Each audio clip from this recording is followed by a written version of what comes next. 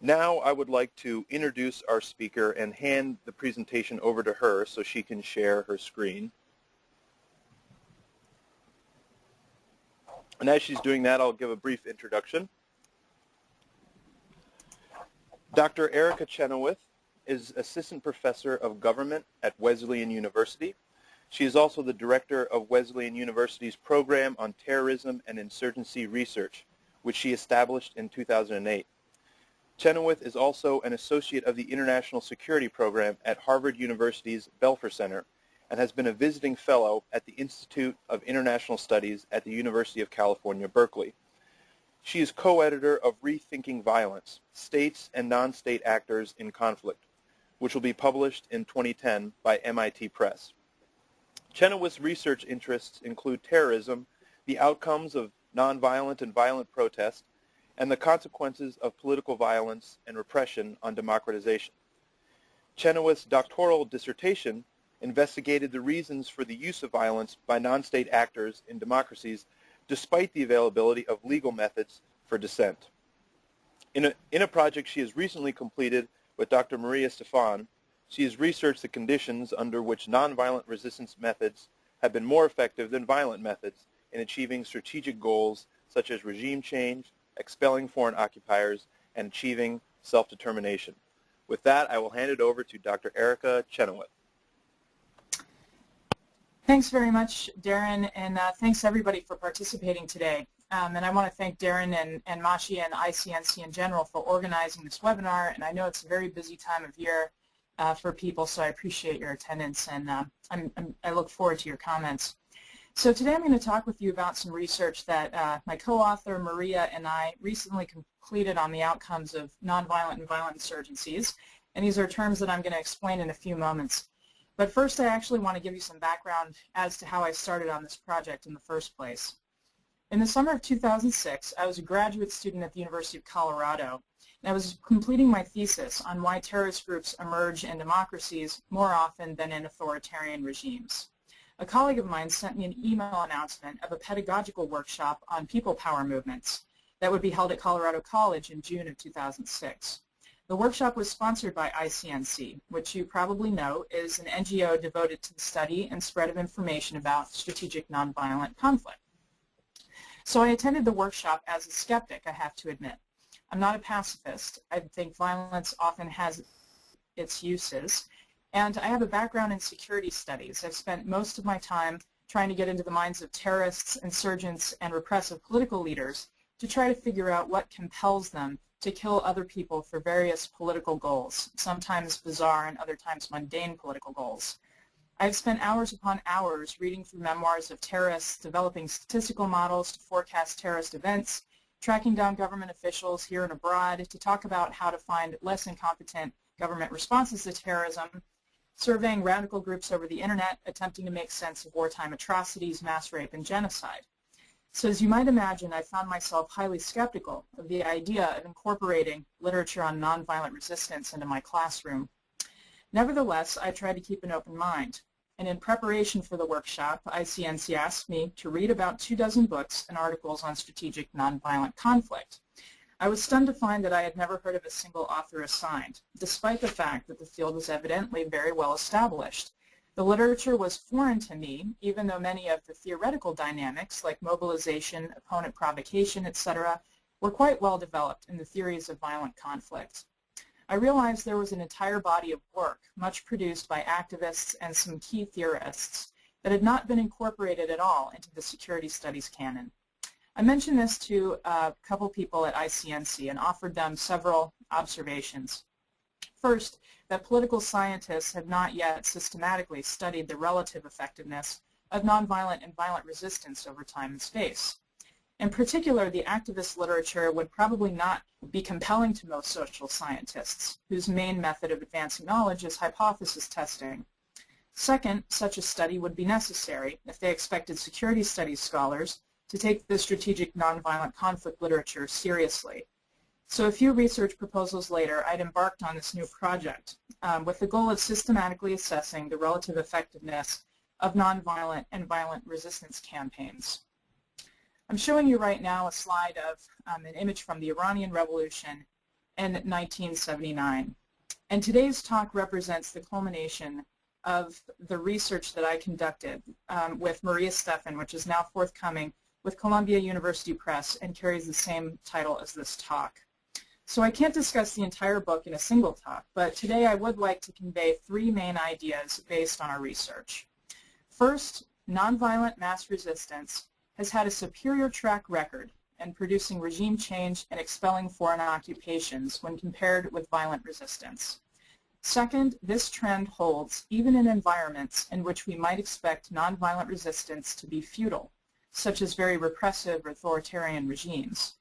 Third, the structures of different resistance campaigns tend to reproduce themselves after the campaign ends, such that societies emerging from nonviolent campaigns are more likely to be democratic and avoid civil wars than ones emerging from violent campaigns, which are more likely to be authoritarian and experience relapse into civil war.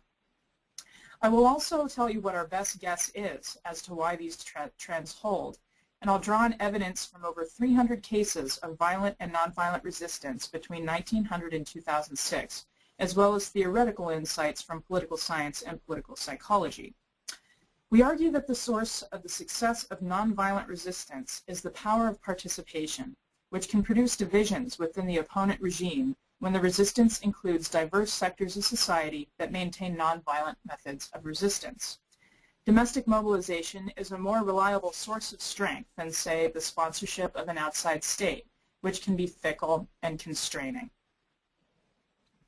The implications of these findings are profound and provide several critiques of the conventional wisdom. In particular, in various political science works, one often sees the following assumptions.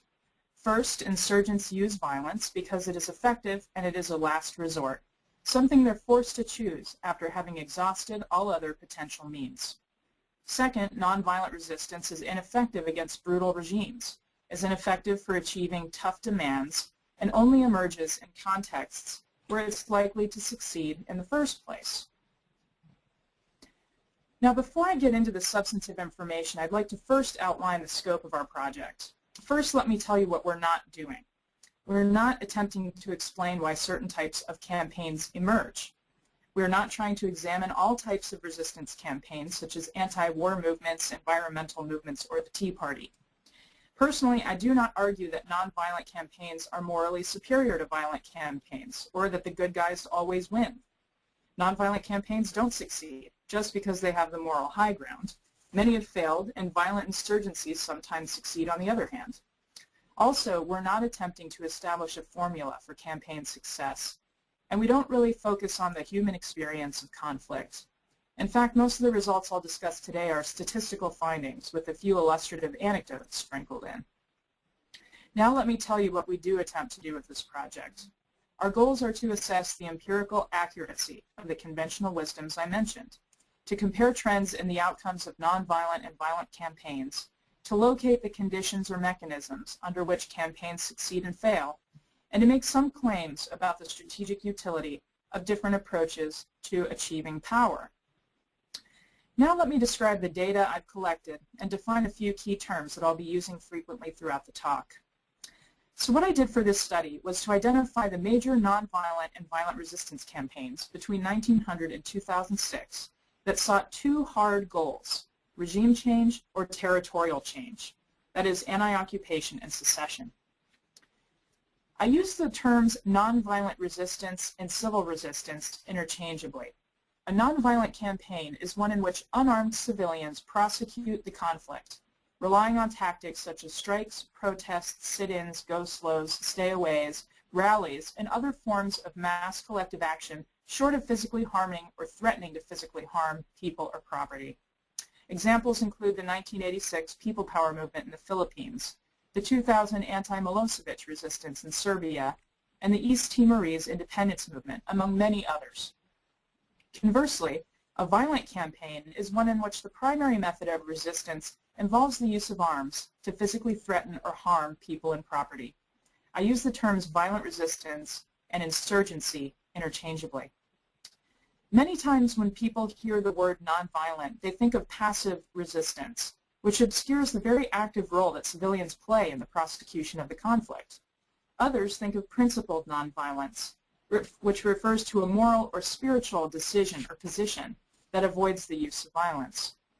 In our case, nonviolent is simply a descriptive term meant to more easily distinguish between the use of violent tactics and the use of civil resistance tactics. In most of the cases we studied, nonviolent resistance was used strategically, as it was thought to be the most effective way to wage a struggle. Indeed, in many cases, activist leaders displayed few moral objections to using violence, but rather viewed it as risky in terms of recruitment and counterproductive against the adversary. Admittedly, there are difficulties with labeling one campaign as violent and another as nonviolent. In many cases, both nonviolent and violent campaigns exist simultaneously among different competing groups, as with Palestinian movements.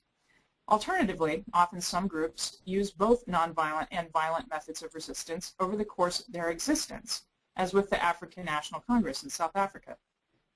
Characterizing a campaign as violent or nonviolent does oversimplify a very complex constellation of resistance methods. But what we're interested in here are ideal types, nonviolent and violent, to show theoretically how these poles operate differently. Such an exercise would be purely academic, except that we do observe campaigns that are primarily nonviolent and primarily violent throughout the 20th century. And these ideal types are what interest me the most for the purpose of this study. So let me define campaigns now. We define a campaign as a series of continuous mass events in pursuit of a political objective. A campaign can last anywhere from 3 days to 60 years. Campaigns have discernible leadership and often have names, distinguishing them from random riots or spontaneous mass acts. Other scholars often use campaigns as their units of analysis, such as Robert Pape's analysis of suicide bombing campaigns, or Horowitz and Reiter's analysis of aerial bombing campaigns. In such studies, campaigns usually have distinguishable beginning and end points, as well as discernible events throughout the campaign. My selection of campaigns and their beginning and end dates is based on consensus data produced by multiple sources. In this study, we identify a campaign's success as a dichotomous variable, yes or no, identifying whether the movement achieved 100% of its stated goals within a year of the peak of its activities. Ongoing movements are coded as failures through 2006. I incorporated data from multiple sources to measure different control variables, such as the regime type, government capabilities and military power, and population size, which may affect the ability of a campaign to succeed. To estimate the effects of these and other variables on campaign outcomes, I employed logistic regressions followed by post-estimation procedures that are typical in the social sciences. But don't worry, I'm going to spare you any discussion of coefficients and p-statistics, and instead I'm going to focus solely on presenting the substantive findings from these models. Now let's look at the trends in the outcomes of nonviolent and violent resistance campaigns. As you can see from Figure 1, nonviolent campaigns are more than twice as likely to succeed compared with violent campaigns. Figure 2 shows that the trend of successful nonviolent campaigns is increasing over time, such that in the past 10 years, over 60% of nonviolent campaigns have succeeded. These trends are puzzling, given the conventional wisdom. How can we explain the strategic superiority of nonviolent resistance? We argue that essentially, nonviolent campaigns have a greater capacity for mobilization than violent campaigns, leading to a wider and more diverse base of participants. This ability to mobilize supporters while eschewing the use of violence against the opponent sows divisions within the regime, thus removing the regime from its main sources of power. We define participation in a resistance campaign as the active and observable cooperation of individuals and collective action. As such, when measuring campaign participation, we use estimated counts of observed individuals. Instead of constructing cumulative counts, which would be nearly impossible, I count the maximum number of estimated participants that participated in peak events in the campaign. For instance, if a resistance campaign holds mass protests in September with 12,000 people, in November with 24,000 people, and December with 20,000 people, I would use the November figure for my estimate. That is, I code that particular campaign as having 24,000 maximum participants. Similarly, I use estimates of both guerrilla and civilians participants to generate figures about the level of participation in violent insurgencies. Now, let me tell you why we expect to see that nonviolent campaigns are more likely to attract a larger number of participants than violent campaigns. We argue that nonviolent campaigns possess fewer physical, informational, moral, and commitment barriers than do violent campaigns. So first, let me talk about the lower physical barriers. Active participation in a resistance campaign requires many different levels of physical activity. The physical risks and costs of participation in a violent resistance campaign may be prohibitively high for many potential members. While certain of these physical skills, including endurance, willingness to sacrifice, and training, can also be applicable to participation in nonviolent resistance, the typical guerrilla regimen may appeal only to a small portion of any given population. Physical barriers to participation may be lower for nonviolent resistance, since the menu of tactics and activities available to nonviolent activists is broad and includes a wide spectrum ranging from high-risk confrontational tactics to low-risk discrete tactics. Generally, participation in labor strikes, consumer boycotts, lockdowns, and sit-ins does not require strength, agility, or youth. Participation in a nonviolent campaign is open to female and elderly populations, where participation in violent resistance campaigns are often, though not always, physically prohibitive. Although female operatives, even female suicide bombers, have sometimes been active in violent campaigns in Sri Lanka, Iraq, Pakistan, Palestine, and El Salvador, most scholars admit that they are exceptions in most cases. Now let me talk about the lower informational barriers. Scholars have found that individuals are more likely to engage in protest activity when they expect large numbers of people to participate.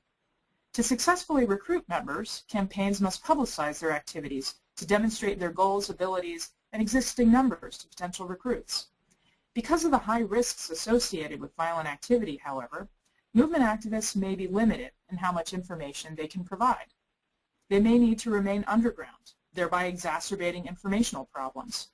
Although violent acts, including assassinations, ambushes, bombings, and kidnappings, are public and often attract significant media attention that provides signals of the campaign's abilities, the majority of the campaign's operational realities, like information about the numbers of active members, often remain unseen and unknown. The absence of visible signs of opposition strength is therefore problematic from the perspective of recruitment.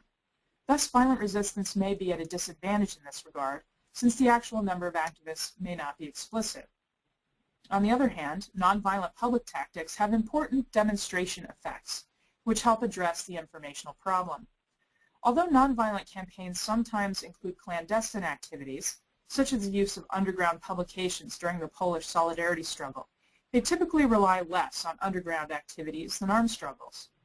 When communities observe open mass support and collective acts of defiance, their perceptions of risk may decline, reducing constraints on participation. This contention is supported by critical mass theories of collective action, which contend that protesters base their perceptions of protest opportunities on existing patterns of opposition activity. Let me now talk to lower moral barriers. Moral constraints may inhibit participation in nonviolent resistance far less than participation in violent activities. Although an individual's decision to resist the status quo may follow a certain amount of moral introspection, taking up weapons and killing adds a new moral dimension. Unwillingness to commit violent acts or to support armed groups necessarily disqualifies segments of the population that may sympathize with the resistance but are reluctant to translate that sympathy into violence. For violent resistance campaigns, the leadership may need to rely only on the proportion of the population that is willing to use violence against the adversary and its supporters, while settling for sympathy and passive support from the rest of the population. Nonviolent resistance campaigns, however, can potentially mobilize the entire aggrieved population without facing these moral barriers. In the words of James DiNardo, joining a nonviolent resistance campaign against a powerful adversary, quote, requires less soul-searching than joining a violent one. Violent methods raise troublesome questions about whether the ends justify the means and generally force the people who use them to take substantial risks, end quote. So let me then turn to fewer commitment problems. Whereas violent campaigns attract people with high risk tolerance, nonviolent campaigns may offer an opportunity to participate to people with varying levels of commitment and risk tolerance for four principal reasons. First, the new recruit to a violent campaign may require more training than a recruit to a nonviolent campaign, creating a lag between volunteering and participation. This lag and the strenuous requirements for insurgency may reduce the number of people that join the violent campaign on a whim. Now, to be sure, I'm not saying that nonviolent campaigns don't require training. I think they require extensive training, but often violent campaigns require even more extensive training.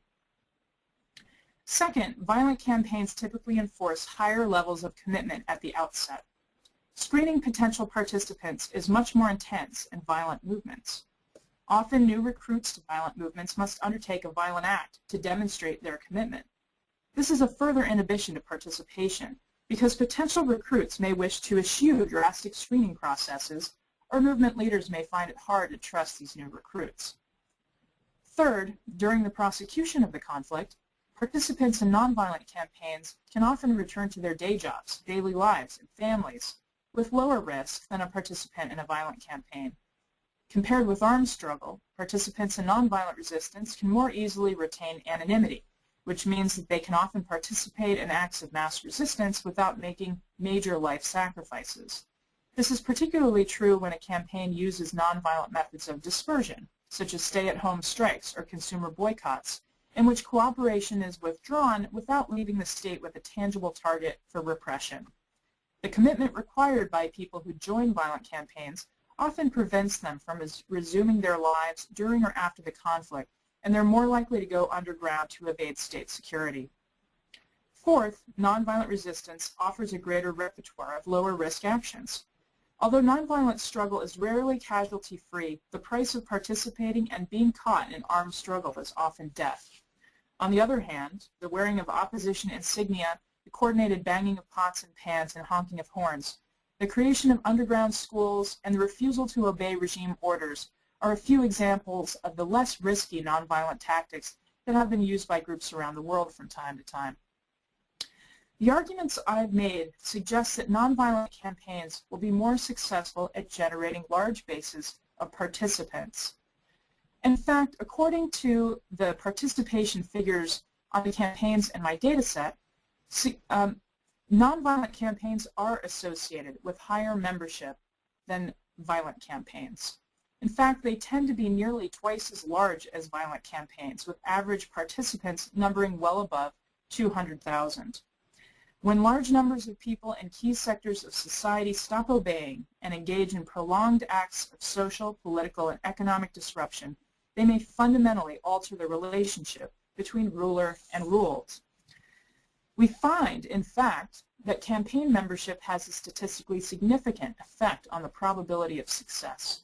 The smallest groups, with scarcely more than 1,000 participants, have had very poor odds compared with groups with hundreds of thousands or millions of participants. The Iranian Revolution of the late 1970s is illustrative. Although violent insurgencies, such as the Fedayeen and Mujahideen, had resisted the Shah since the 1960s, they were only able to attract several thousand followers. Pahlavi's regime crushed the armed groups before they produced meaningful change in the regime at all. The nonviolent revolution that emerged in 1977, however, attracted several million participants who engaged in boycotts, protests, stayaways, and sit-ins until the regime fell. Now, membership is important, but it's not sufficient. Many campaigns mobilize huge numbers but never achieve their aims. Some enormous campaigns, like the anti-communist campaigns in East Germany in the 1950s, boasting about 400,000 participants, and the anti-Japanese insurgency in China during the 1930s and 40s with over 5 million participants, failed utterly. Conversely, some campaigns mobilize far fewer members, but succeed regardless. This is because the quality of the participation is just as important as its quantity. Sheer mass cannot substitute for strategy and resistance. In particular, successful campaigns tend to be able to divide the regime from its main sources of power, in particular security forces. Strikingly, we find that loyalty shifts within the security forces increase the chances of campaign success by over 60%. But we find that security forces tend to defect much more often when they face nonviolent campaigns, particularly as the numbers rise. Controlling for other factors, security forces are 80% likely to occur with the largest nonviolent campaigns, 4 million participants.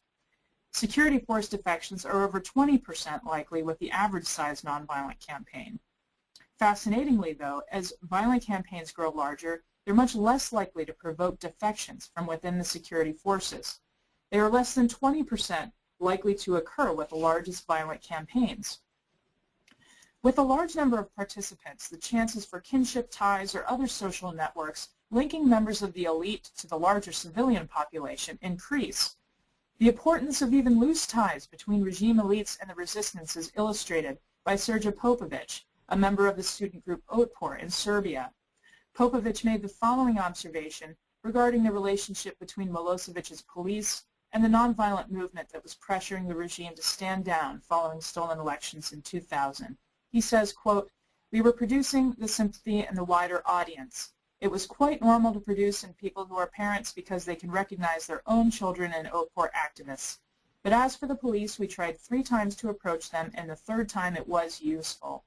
The first time we developed a message. Our message was, there is no war between police and us. Somebody is misusing the police against students. It's abnormal. There is no reason for the police to fight against the future of this country, and we were repeating that in our public actions," end quote. Popovic's mention of members of the regime as parents of some of the Otpor activists underscores the importance of wide networks that link members of society to members of the regime itself. As Annika Binnendijk has shown, the larger the resistance, the more likely such networks exist, with meaningful links between the regime and the resistance. The defection of security forces occurred within the ranks of the Iranian armed forces during the anti-Shah resistance, within Filipino armed forces during the anti-Marcos uprising, and within the Israeli military during the first Palestinian Intifada, and over the course of the Indonesian military campaign in East Timor, to take just but a few examples. Now, fighting an armed actor is likewise costly for the state, but it is less likely to create as much introspection among the commanding officers, who might instead feel physically threatened by the violence and view the violent insurgents as minorities within the population, resorting to violence out of desperation or a desire to inflict pain and punishment. Regime functionaries are also less likely to see violent protesters as potential bargaining partners than nonviolent groups. So as the number of participants in violent insurgency increases, as expected, we see a major reduction in the probability of security force defections. Faced with the massive violent insurgency, security forces are likelier to unify behind the regime, as the fight becomes a defensive contest of brute force rather than a strategic interaction.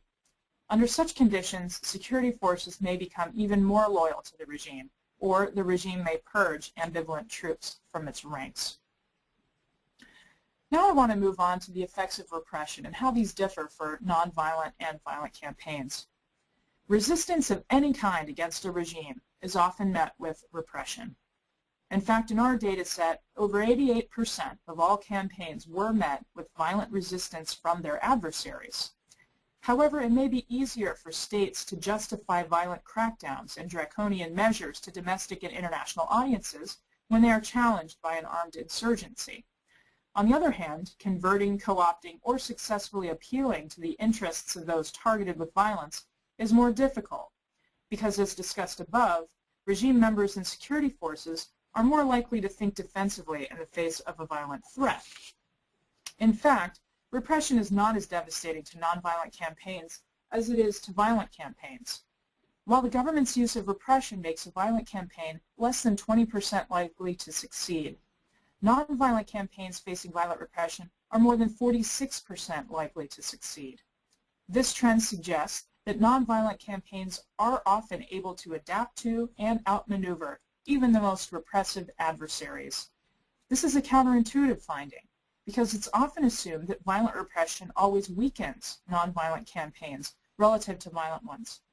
The state cannot indefinitely repress all of the people all of the time, particularly when numbers are on the rise. This dynamic could be seen in the 1986 People Power Revolution against Ferdinand Marcos in the Philippines, where armed challengers to the dictatorship invited harsh regime reprisals without attracting mass support or threatening the regime's grip on power. The regime's repression against the unarmed campaign generated outrage among both domestic and international constituents, leading to even more broad-based multi-sectoral mobilization against the Marcos regime. State sponsors may give direct aid to resistance campaigns, depending on the political context and domestic conditions. Specifically, foreign states may choose to contribute arms or financial assistance to a foreign insurgency when they share mutual interests with the insurgents. Pakistan and the United States, for instance, supported the anti-Soviet insurgency in Afghanistan during the 1980s because both countries wished to see the end of the Soviet occupation of Afghanistan. The United States was alleged to have contributed several $million to the anti-Milosevic nonviolent campaign in Serbia in the late 1990s. We find, however, that foreign governments are likelier to lend direct material support to violent resistance campaigns, whom the states may see as their legitimate proxies rather than nonviolent campaigns. Whereas 34% of the violent insurgencies received material support from a foreign state, less than 10% of nonviolent campaigns did. The aid of an external donor may help violent insurgencies to wage successful campaigns against more powerful adversaries. Many would argue, for example, that Franco's revolutionary fascists would have been defeated by the Spanish Republicans without the support of Nazi Germany and fascist Italy. In fact, state support does increase the chances of success for violent campaigns to about 41%, well over the mean for most insurgencies. But state support is much less reliable than domestic sources of civilian power. States are fickle, as the PLO learned when Jordan expelled it in 1970. States are also known to attach many conditions to their aid, greatly complicating the strategic maneuverability of different actors. Interestingly, though, while nonviolent campaigns do not typically receive state support, when they do, it does not appear to have systematic effects on their outcomes. Although it may be more useful in some cases than others, nonviolent campaigns seem to be better off without state sponsors. So let me summarize where we've been. Our results suggest that domestic mechanisms, particularly domestic mobilization and the ability to induce security force defections, are the most critical components of the success of resistance campaigns.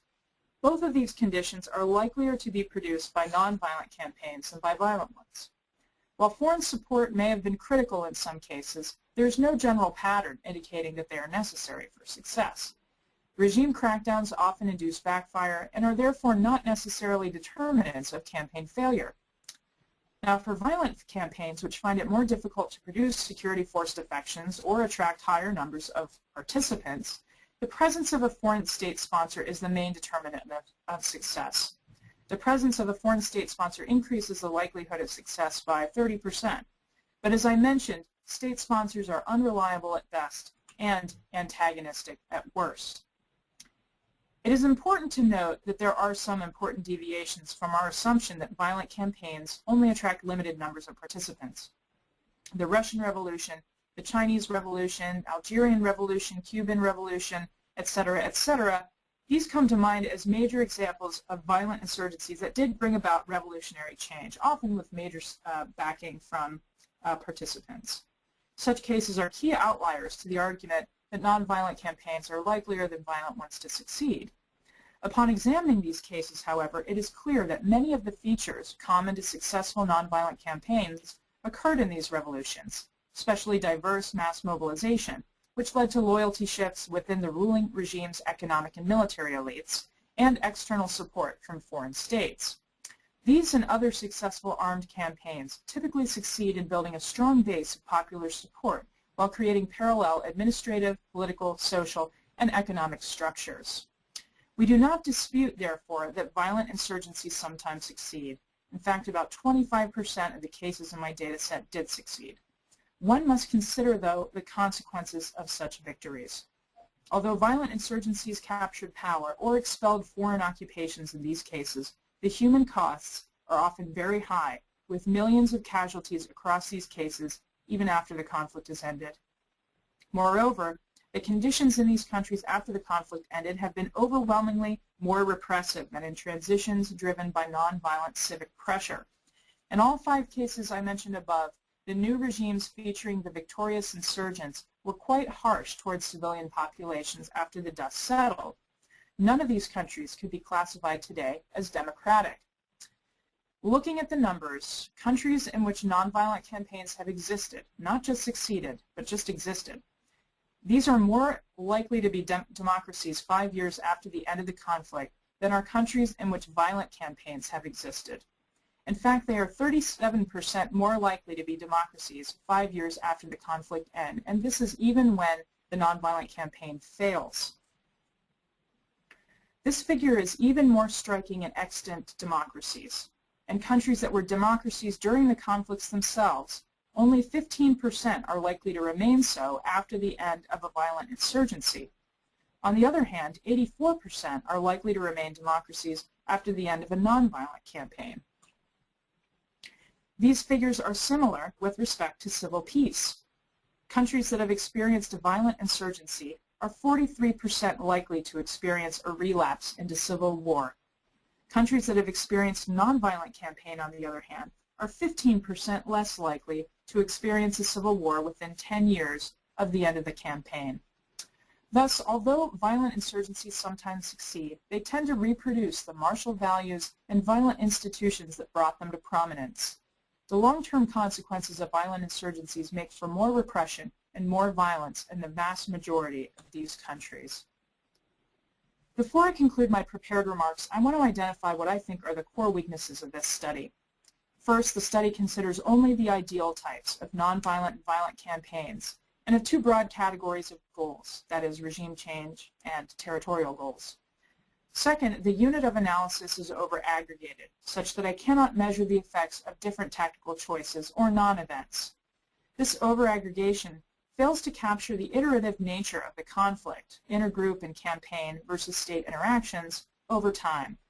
Moreover, the statistics I presented show only correlation, not causation. To resolve these shortcomings, I have just launched the next iteration of this project, in which Dr. Orion Lewis and I are leading a team of researchers in collecting annual data on campaigns from 1900 to 2008 and daily events data on campaigns from 1989 through 2009 through textual analysis by augmented replacement instructions, or TABARI. This software program allows researchers to collect daily events data for each campaign using machine coding techniques.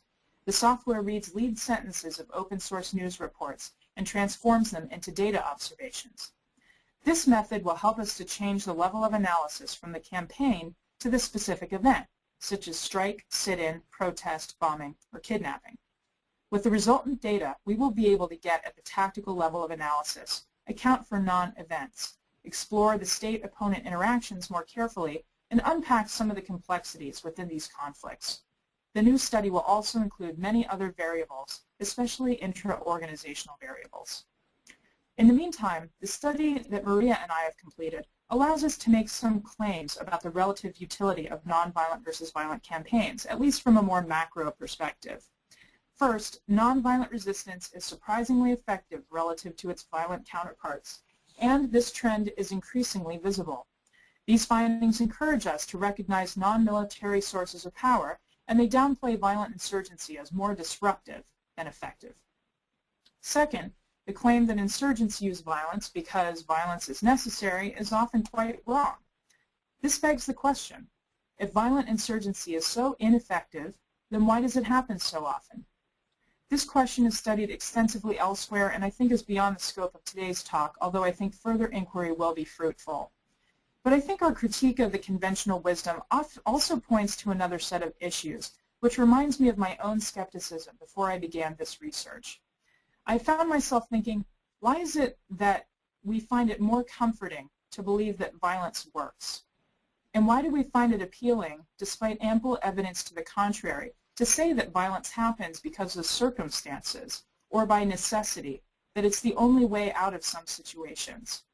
The evidence that I've presented today suggests that opposition violence is probably not usually justified by circumstances as a last resort or by necessity? To the extent that we perpetuate that conventional wisdom, do we permit its abuse? So thank you, and I look very much forward to your questions. Thank you, Dr. Chenoweth, for an excellent presentation. And right now we will open it up to questions, and I want to remind everybody that if you have a question that you would like to speak, please click the raise hand button, and you'll be entered into a queue, and then I'll select you and unmute you, and then please go ahead and introduce yourself and go ahead with your question. And then you can also type in a question for Dr. Chenoweth in the question dialog box. So I know a couple people have already done that. So the first question comes from, and again, I apologize if I mispronounce your name.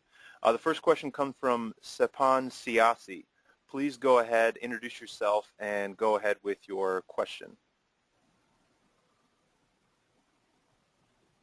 Sepan Siasi, are you there? Okay, he may have microphone problems. Our next question comes from Consuelo Matus. Please go ahead, introduce yourself, and go ahead with your question, please. Hi, thank you so much for this presentation, Professor Chenoweth. I'm Consuelo Matus from Georgetown University. Hi. Yeah, I've contacted you before. So my question is about the fact that a lot of these nonviolent campaigns happen concurrently with some violence movements, and that tend to be smaller. They either have a violent wing or they happen concurrently with some violent campaigns that are not coded as violent campaigns in your data set, the NACO, because they're smaller and they don't amount to a major violent campaign. And so the question is, do nonviolent campaigns need this violent wing or a smaller violent movement concurrently in order to succeed, because they present themselves as the better option of the two? Yeah. So can everybody still see the screen? Yes, everyone should still be able to see it. It should say, how about mixed campaigns? And Consuelo, that's a great question. And it's one that I've definitely taken up on multiple occasions. The phenomenon you refer to, I think, is widely referred to by social movement scholars as what they would call the radical flank effect, and whether there is, in this case, a positive radical flank effect. That is, does having an armed wing help the nonviolent movement because they look like a legitimate bargaining partner vis-a-vis a more radical violent wing, and it forces the regime to try to accommodate the nonviolent movement as an alternative to dealing with the armed wing. And I've actually not found evidence to suggest that this is the case. There's not a very strong effect, but what I did try to do is I did add a variable in the larger data set, which is going to be released with the book.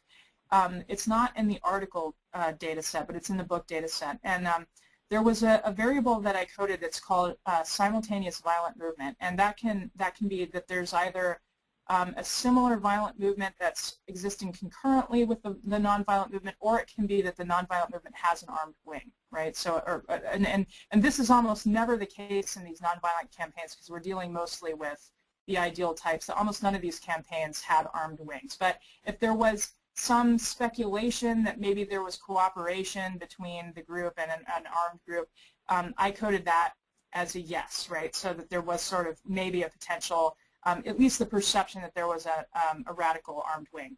And what I actually found is that nonviolent campaigns, either with violent competitors or with potential relationships with violent wings, were actually less likely to succeed and actually reduce that. And it makes sense in light of our overall argument that the main crux of power depends on the ability to mobilize participants that are certain that their participation meets the sort of different sets of concerns that they have. That is, that they're lower risk, that they maybe don't have any moral introspection they have to overcome to do it, that they're going to be able to maintain their anonymity, and that the regime will perceive them as still acting within norms that are at least maybe international norms of how you contest power. And so if you do have some sort of a relationship with one of these armed wings, it's going to reduce the number of overall members that you get, or at least the diversity of members that you get. And that is going to then translate into a reduction in these mechanisms that I talked about with, security force defections, backfire, these sorts of things. So like I say, it's not a very strong effect, but it's a negative effect, not a positive one. Great. Thank you, Consuelo, for your question. Our next question comes from Dr. Les Kurtz. Please, we know who you are, but go ahead and introduce yourself and go ahead with your question. Hi, this is Les Kurtz at George Mason University. Hey, Les. Hi, this is wonderful research, and I wanted to thank you for doing it and for presenting it. It's one of the most exciting things going on these days. Thanks. And I'm one of those qualitative guys, who goes out and talks to people. But I find this extremely exciting, and because you're showing the patterns. I wanted to ask to push a little bit on this whole issue of violence versus nonviolence and so on, which some of it goes beyond your data set, but obviously your thinking does too. And and I was kind of intrigued by this your question at the end. Why are we more comfortable with violence?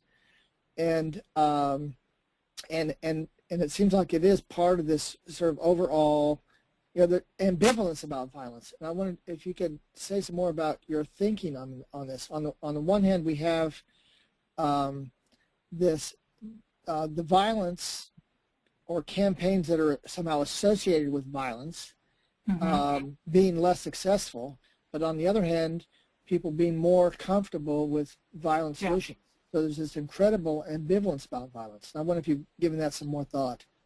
Yeah, I mean, I've been trying to mull it over myself of wondering, is there some sort of like, is there some sort of historical, cultural, or ideological, or even psychological tendency as human beings to just think that the more it hurts somebody else, the more I'm going to get what I want, and you can see that in your daily life, on the subway or something sometimes that, people kind of have this attitude, and on the extreme end, it translates into, the more pain I inflict on another person, like physical pain, the more the outcome is going to be favorable to me. And, states do this all the time. There's this fallacy in international relations. They call it the strategic bombing fallacy, which is that if you target the civilians of another country and just bomb them like crazy, that somehow what they'll do is they'll demand that their government comply with your demands. Where actually what tends to happen is that when you bomb people's civilians of another country, they demand that their government fight you to the last man. So it's like we have this weird disconnect between, like what power means and how to apply power in the most effective way. And I think that maybe, I don't think that it's really a cultural thing per se, because I think that it's almost universally shared. If you say that nonviolent resistance has been more effective to people in the United States, they're going to think that you fixed the data. If you say it to people in Europe, they're going to say you fixed the data. If you say it to people in the Middle East, they'll say you probably tampered with the data. So it's like really hard to actually convince people and to have them overcome the skepticism, and that's almost universal. It's very interesting. So that's sort of like the next iteration of like why does violence have its allure that it does, and why are we so confused about the utility of violence? I'm very fascinated by it. I don't have a very good answer yet, but I've been thinking about it. Thanks, Les, for your question. Our next question comes from Abraham Mehratayab. Please go ahead introduce yourself and go ahead with your question.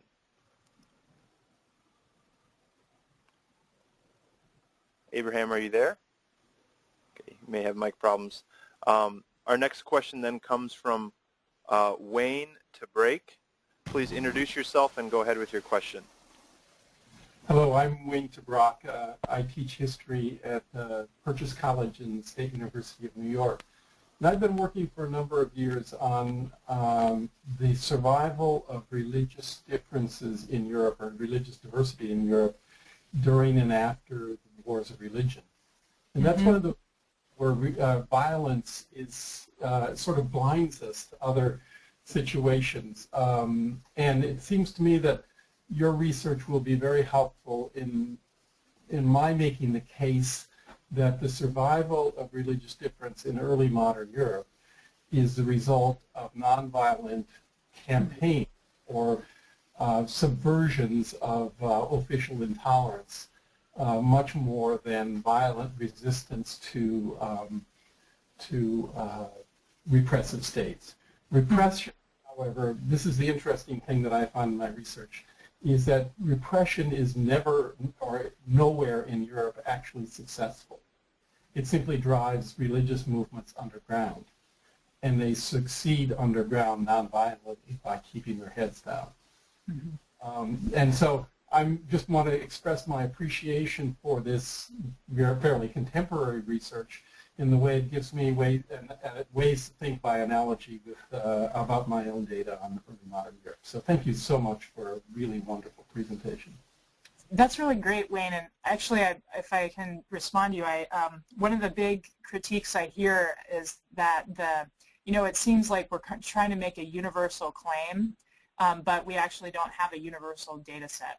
So the data sets doesn't go before 1900, and I'm not a historian, so I don't have the skills really to go way back in history to early modern Europe. But I would be absolutely delighted, if you could find a way to test our hypotheses on that earlier period and come up with some sort of inference about it, because I think that probably, even though technology changes and ideologies shift and their trends and this sort of thing, I think that some of the principles we're talking about are, could apply as much then as they do today, and I'd be really interested in following up with you about that question.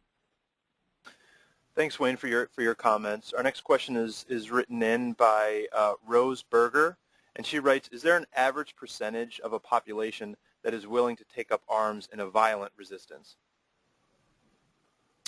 Can you ask it one more time? Sure. Is there an average percentage of a population that is willing to take up arms in a violent resistance? I can try to calculate it, probably not right now, but I can try to follow up with her on the question. I can, divide the sort of average number of participants in a campaign by the total population. My sense is, just by knowing some of the cases from history, that during the French Revolution, which a lot of people talk about as being one of those really interesting cases of a successful, largely violent uprising, had less than 1% of the total population involved. And I just know that from kind of my reading of history. Whereas the Iranian Revolution, which is largely or widely considered to be one of the most participatory revolutions in modern history, had about 10% of the total population mobilized, and that's about as big as it gets. So, if you think about the French Revolution as a representative case of a violent movement with less than 1% of the population, it looks like, if you just took those two, that the nonviolent campaign in Iran was 10 times bigger. Thank you.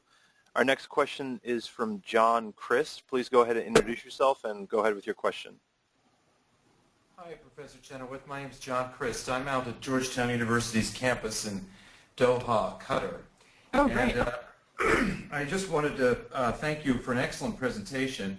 I also wanted to echo Les Kurtz's comments about how insightful and really brilliant the research is. I think for those of us who study nonviolence, that this is something that's been a long time coming, and I really applaud the superb work you're doing. And I look forward to the follow-up research, the ongoing projects that you're obviously involved in. I also wanted to go back to Les's question about this comparison between successful violent and successful nonviolent campaigns, and recognizing again that perhaps this question goes beyond your data a bit. I wonder whether you could say a little bit more about that relatively small percentage of cases coded, violent cases coded as successful, and reflect upon what it is about those cases, perhaps, that might be associated with success. Yeah. You know, you had an interesting comment at the very beginning of your presentation to the effect of, you know, violence sometimes has its uses, Yeah. which is certainly a comment that I would support and is, you know, empirically borne out in many cases. But I'd be curious to hear your reflections on you know, what those situations are in which violence is probably most likely to succeed, and I suppose the implication is where nonviolent action would probably not succeed.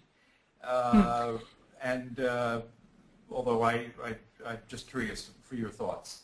Yeah, I think that's a great question, and so the first thing I'll say is kind of picking up on the last thing you just said, which is that presumably in these cases nonviolent resistance would not have worked. And I actually think that's probably not true. I think that if they had actually tried nonviolent resistance in many of these cases, it would have worked as well. And so sometimes, you know, there's this idea that violence is a last resort. I don't see that in many of these cases, even these ones where, you know, violent resistance ultimately succeeded. I think that violence in these cases was often a first resort. So that's one interesting point. The second one is that when does violence work? Is it based on some sort of the nature of the opponent, or is it based on the nature of the campaign? Overwhelmingly, the evidence that we find in the book suggests that there really aren't too many conditions where violent resistance works better than nonviolent resistance. That is, there aren't too many opponents against whom you know, violent resistance is either required or is more effective, be they authoritarian regimes, regimes with a lot of military capabilities, or whatever. So the factors that go into explaining the success of these violent campaigns has been more what the campaign is able to do with itself. Most of these campaigns had unbelievably broad participation, and that might just be because there were so many grievances against the state. Second, they were usually or almost always able to get a huge degree of support from an external state sponsor. And often that support came in the form of weapons, people, expertise, ideological direction, and money. And so when they were able to accumulate all of this war material and help them to organize their insurgency in a way that would be more kind of like a state against a state, then it ended up just, it ends up being just more like a battle of brute force, and the insurgents won. And sometimes the states do really not help themselves out much by, you know, focusing on repressing civilians in the countryside that they think might be, you know, sympathetic toward the resistance. And because the resistance actually lives in the countryside and the state lives in the center, when the state represses the people, they're likely to seek shelter with their neighbors, you know, who are members of the resistance. And so, you know, states sometimes undo themselves as well. But I think that it's more because of strategic dynamics than because of any type of circumstances. But as I said at the beginning, I also think that, like, I don't want to say give peace a chance or anything, but I also think that if they had tried nonviolent resistance, like really actually tried it and seen how that played out, they might have also wound up with the same outcome. And that may not be true in all cases, but I suspect that I have not been able to find any conditions or circumstances where violent insurgency succeeded, where nonviolent resistance may not have worked. So that's my answer. And then there are some cases where neither violent nor nonviolent resistance could work. It seems to be true. I wouldn't suggest, for instance, that you know, people who were put in ghettos during World War II could have effectively risen up against the Nazis' totalitarian system and overthrown them, although there were some very courageous acts of resistance. but they couldn't have done that violently either. You know, that was one of those regimes that states had to take care of for there to be a change. John, for your question. We have time for one more, and I'll read it from the dialogue box here, but I do want to remind everyone that if your question didn't get answered, those of you who typed it into the dialogue box, those have been stored, and we'll be sure to forward those along to Dr. Chenoweth.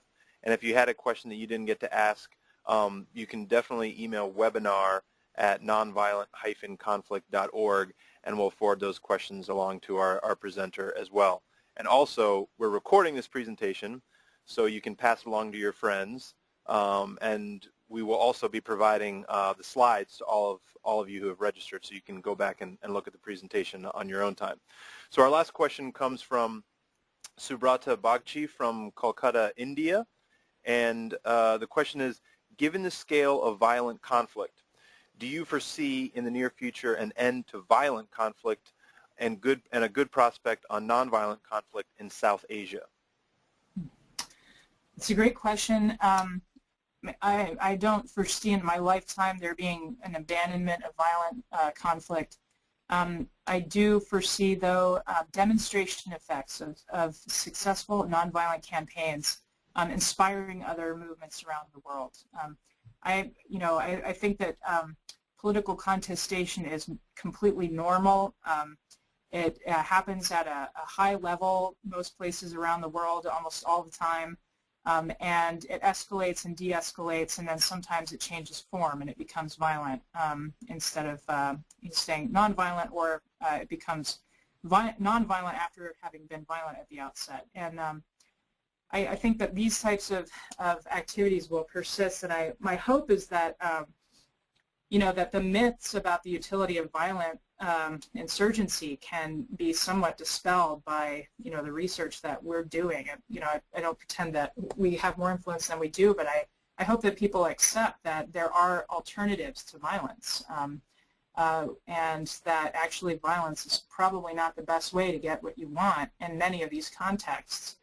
And I would also say that that we do observe patterns of activity or spikes of activity. For instance, in the past decade alone, we know that a lot of the nonviolent campaigns that have happened have tried to reproduce successful elements of previous campaigns just because of information sharing, training, and activist contact. And I think that those sorts of things, if a people is trying to cast off the repressive yoke of a regime, I wouldn't say that I promote this, or I'm completely agnostic as to whether that's right or wrong, or whatever the context is.